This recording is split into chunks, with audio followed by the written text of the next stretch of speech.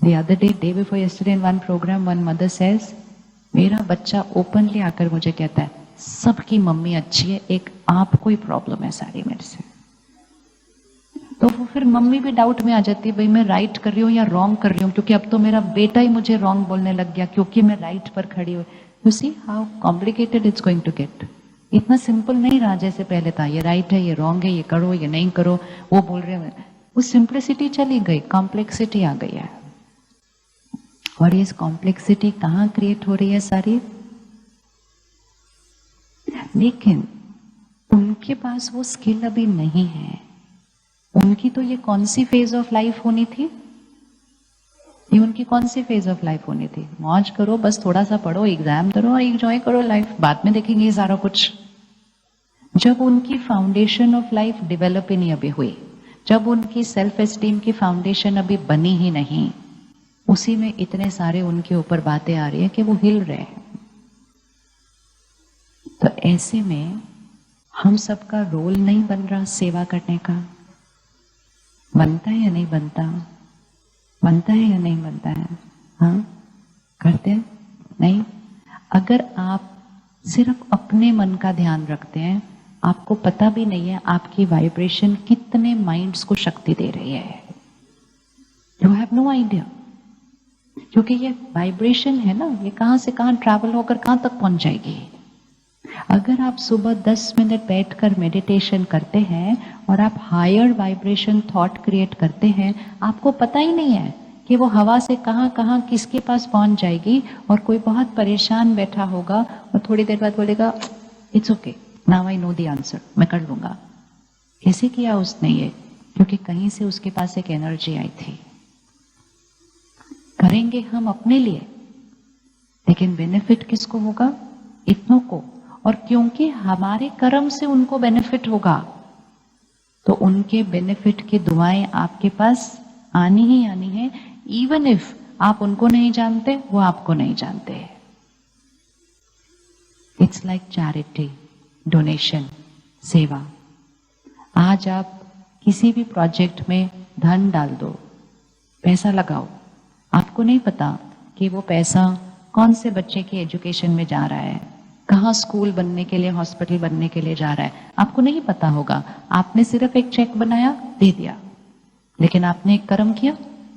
अब वो जिसकी भी हेल्थ को ठीक करेगा, जिसके भी बच्चे को पढ़ाएगा, जो बच्चा बड़े होकर बड़े इंस्टीट्यूट में जाकर कुछ बहुत बन जाएगा, वो उसका परिवार जीवन भर दुआएं किसको देगा?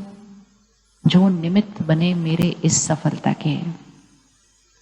हम उनको जानते नहीं, वो हमें जानते नहीं। हमने सिर्फ कर्म किया, कर्म का फल आता जाएगा। इसी तरह अगर हम अपनी वाइब्रेशन को ऊपर उठाएंगे, तो सिर्फ हमारी वाइब्रेशन ऊपर नहीं उठेगी, हमारी एनर्जी से बहुतों की वाइब्रेशन ऊपर उठेगी। लेकिन अगर हम अपनी एनर्जी नीचे जाने देंगे, तो हमारी एनर्जी की वजह से बहुतों की एनर्जी नीचे जाने वाली है। और वो भी हमारा कर्म है, वो भी हमारा कर्म है। तो हमारी एनर्जी सिर्फ हमारी एनर्जी से नीचे नहीं जाती, हम वो हवा में फैला के। For example, I live in Delhi, काफी पोल्यूटेड शहर है। अब कौन कहाँ फैक्ट्री लगा रहा है, कौन कौन सा केमिकल यूज कर रहा है, हमें नहीं पता, लेकिन हवा दूषित हो गई। अब जब हवा दूषित होती है, शहर के दूसरे कोने में किसी को बैठ के लंग्स में प्रॉब्लम हो जाती है। उसको नहीं पता किसने पोल्यूशन किया है, लेकिन इफेक्ट किसको हो रहा है? इमोशनल पोल्यूशन कर हम रहे हैं, अफेक्ट हो रहा है सबसे ज्यादा बच्चों पर।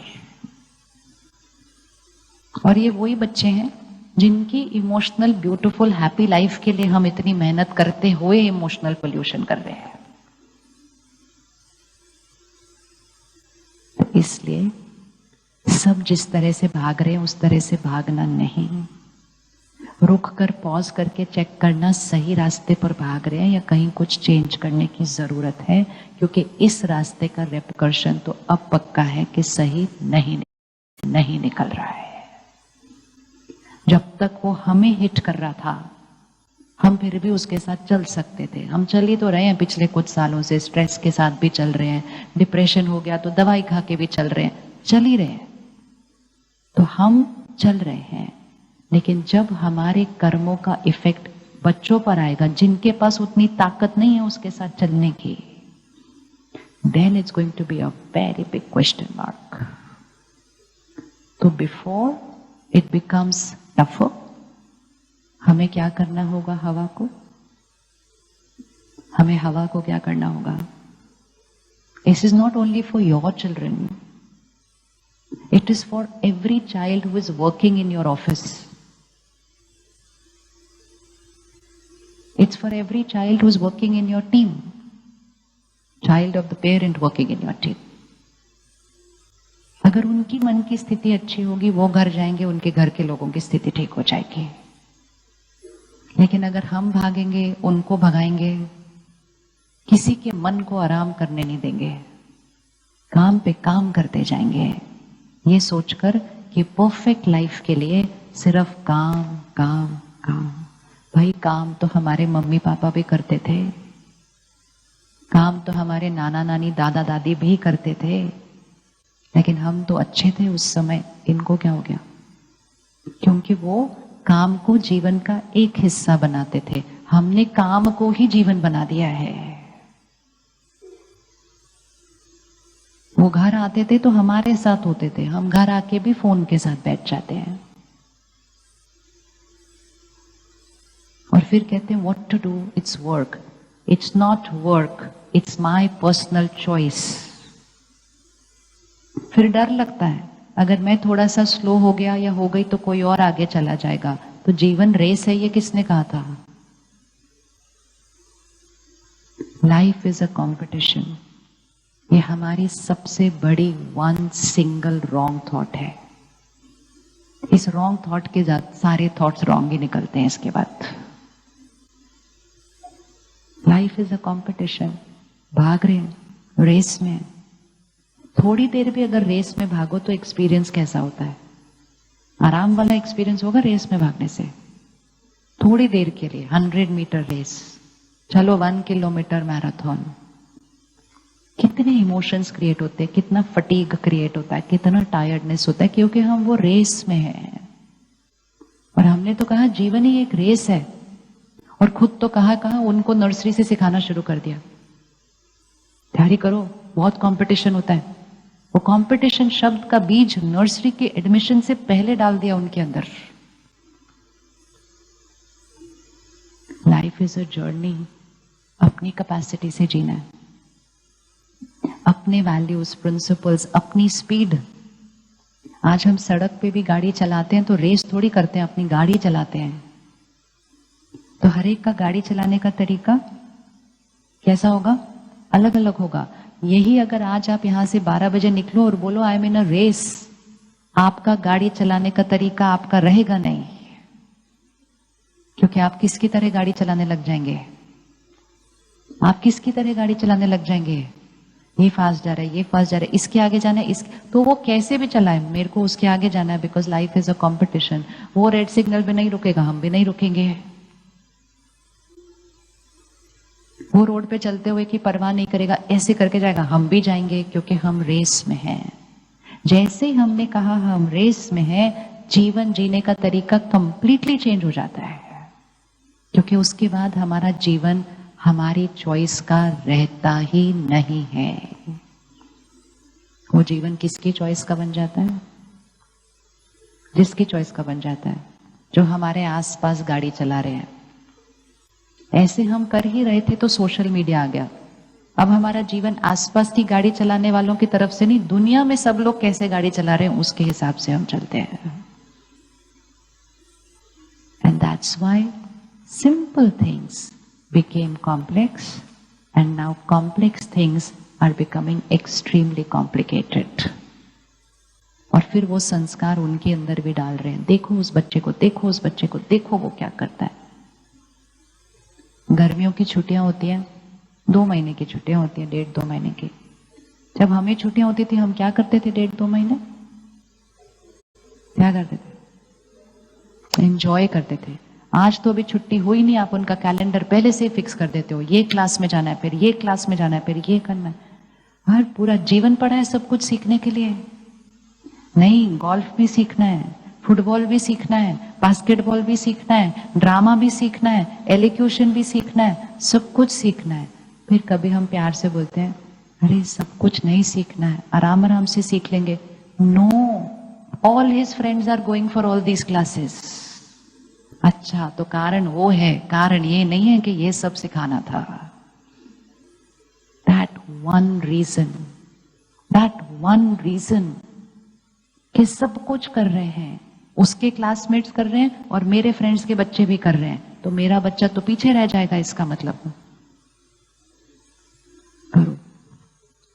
अगर उनको हमने सीखने नहीं दिया आराम से बैठना, अगर हमने उनको सीखने नहीं दिया कि बिना कुछ किए भी खुश रहना है, तो वो जीवन में कभी भी 2 मिनट भी आराम से बैठ ही नहीं पाएंगे, क्योंकि उन्होंने सीख लिया 1 to 2, 2 to 3, 3 to 4। ऐसा उन्होंने सीख लिया कि life is only about doing doing doing doing. How can I sit खाली। हम भी ऐसे बन गए अभी, लेकिन कम से कम अपने पहले 20 साल हम ऐसे नहीं थे, तो भी हम ऐसे बन गए। लेकिन जिसने वैसी जीवन जी नहीं होगी, उनका माइंड कितना थक रहा है, they are getting tired.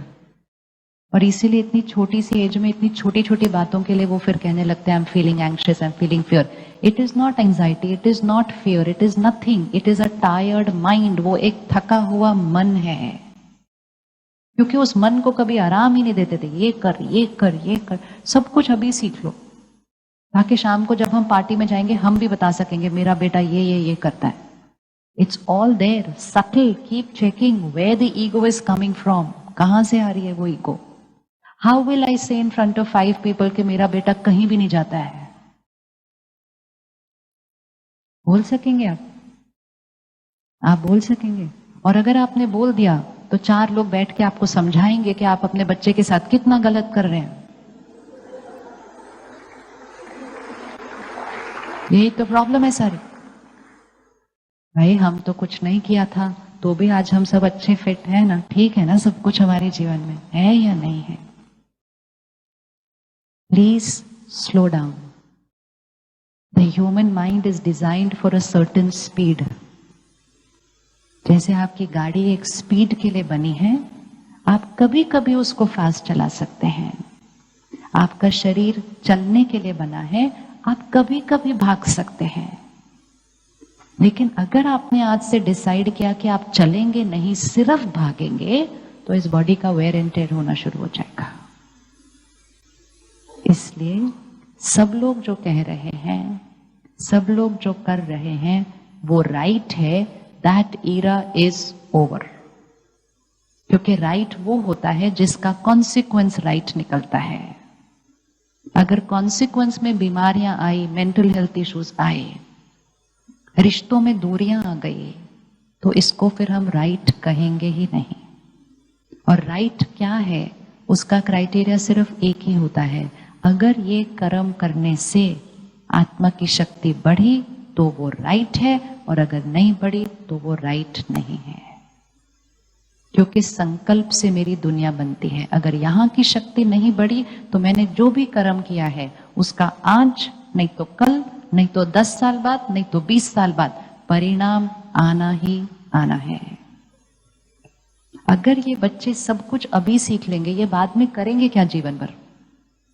And that is why if you see they get bored very easily. उनको बार बार स्टिम्युलेंट चाहिए, और इसीलिए उनकी लाइफ कंप्लीटली स्टिम्युलेंट डिपेंडेंट हो चुकी है। एक तो हमने उनकी लाइफ ऐसे बना दी, एक तो दुनिया ने गैजेट्स ऐसे बना दिए, उनको स्टिम्युलेंट्स इतने दे दिए और उनको एडिक्टिव बना दिया। तो अब वो ईरा गया कि oh my child is smoking, my child is drinking. That is now not important. They are addicted from this age now. और जो इस एज से एडिक्टेड हो जाएंगे, उनके पास 15-20 साल के बाद विल पावर कहां से आ जाएगी? तो फिर नंबर ऑफ एडिक्शंस तो सिर्फ बढ़ेंगी, घटेंगी तो नहीं। अब विदेश में आजकल इंटरनेट डी एडिक्शन स्टार्ट हुआ है, टेक्नोलॉजी डी एडिक्शन स्टार्ट हुए, रिहैब सेंटर खुल चुके हैं, दिल्ली में भी कुछ शहरों में खुल चुके हैं, मतलब भारत में दिल्ली में खुल गया। तो इसलिए पॉज, प्लीज पॉज, क्योंकि ये वो वाली गलती होने वाली है जिसको अंडू करना नहीं होएगा पॉसिबल। और इसके लिए कुछ नहीं करना है, सिर्फ एक ही चीज करनी है, मेरी जीवन मेरी तरह से, माई rights and wrongs, and doesn't matter कि मेरे आसपास के लोग क्या कहते हैं। हम किसी को कहते हैं आप अपने बच्चे को सुबह बिठाकर मेडिटेशन कराओ, कहते वेस्ट ऑफ टाइम। आप अपने बच्चे को सुबह योगा सिखाओ, नहीं, हमें उसको उधर भेजना है, क्योंकि हम उनको वो नहीं सिखाना चाहते जो स्थिरता लाएगा। योगा करना पड़ता है, धीरे धीरे करना पड़ता है, स्थिरता लाता है, इट स्लोज डाउन। हम वो करना चाहते हैं जो उसको हाइपर बनाएगा, और फिर हम कहते हैं बच्चे हाइपर क्यों गए। आप उनको बैठकर सिर्फ 5 मिनट डीप ब्रीदिंग करा दीजिए, चलो कुछ नहीं करो, और वो भी उनको स्लो डाउन करेगी, बट वो भी नहीं करते। तो फास्ट फॉरवर्ड मोड में जीवन नहीं जी जाएगी, बट उसके लिए एक ही संस्कार चेंज करना है, लोग क्या कह रहे हैं, लोग क्या कर रहे हैं, वो उनकी चॉइस है, it is their right, we are no one to sit and talk about that. मुझे वो करना है, और अपने बच्चों को भी वो शक्ति देनी है कि कल वो भी पीयर प्रेशर को फेस कर सकें, क्योंकि अब वो पीयर प्रेशर वो छोटू नहीं है जो 20 साल पहले हुआ करता था। हम सब भी पीयर प्रेशर थे गुजरे, लेकिन वो कितनी छोटी छोटी चीजें होती थी। अब वो पीयर प्रेशर एक बहुत डिफरेंट लेवल का हो चुका है। तो इसलिए पीयर प्रेशर का विक्टिम नहीं बनना, ये पहले किसको करना पड़ेगा।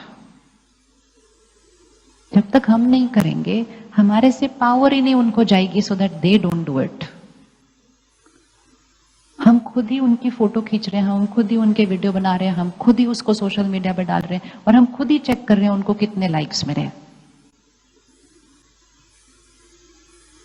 तो फिर तो हम ही उनको उसका विक्टिम बना रहे हैं ना, कि तुम अच्छे तब हो जब दुनिया आपको लाइक करेगी। क्या हमें ये नहीं पता है कि दुनिया किस चीजों को ज्यादा लाइक क्लिक करती है? क्या हमें ये नहीं पता है? तो फिर हम कैसे अपने बच्चों को या अपनी जीवन को लोगों की लाइक्स के ऊपर डिपेंडेंट कर सकते हैं? क्योंकि एक बार उनको उसकी एडिक्शन पड़ गई, फिर वो ऐसी ऐसी चीजें करेंगे जो आप फिर रोक नहीं सकेंगे, so that they get more likes.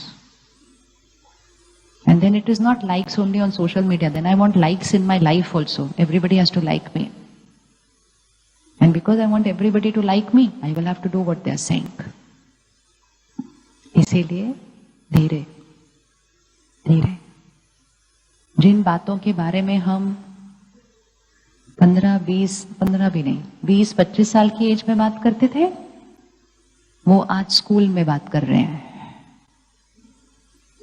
Jin substances को हम 20 साल के बाद ट्राई करते थे, आज वो स्कूल में बात कर रहे हैं। और अब धीरे धीरे वो स्कूल में भी कौन सी क्लास में उसके बारे में बातें कर रहे हैं, दैट्स गोइंग। थोड़े दिन पहले I was in a school, और वो प्रिंसिपल ने कहा मेरे पास 2 बच्चे लाए गए, एक लड़का एक लड़की, 4th स्टैंडर्ड में, and they were physical with each other. And she said it came as a big shock. Abhi, what am I going to talk to them? I said 4th standard नहीं हो सकता. She said हाँ 4th standard. She said और मुझे पता ही नहीं लगा अब मैं इनसे इस बारे में बात कैसे करूं. तो 4th standard के बच्चे को थोड़ी कुछ आता है. तो she said मैंने सिर्फ उनको एक सिंपल क्वेश्चन पूछा, आपको ये थॉट आया कहां से? क्योंकि आपको तो इस बारे में पता ही नहीं होना चाहिए, तो आपको ये थॉट कैसे आ सकता है? तो कहा मैंने उनको सिर्फ पूछा आपको ये थॉट आया कहां से? तो उन्होंने कहा वो हमारे स्मार्ट टीवी पे था, हमने ऑन किया और वो वीडियो आ गया। We have no idea what we are doing. हमें पता नहीं है हम क्या कर रहे हैं। फिर हम कहते हैं बच्चों की इनोसेंस खत्म होती जा रही है, बच्चों की प्योरिटी खत्म होती जा रही है। फिर उंगली उधर नहीं रखनी है बिल्कुल भी।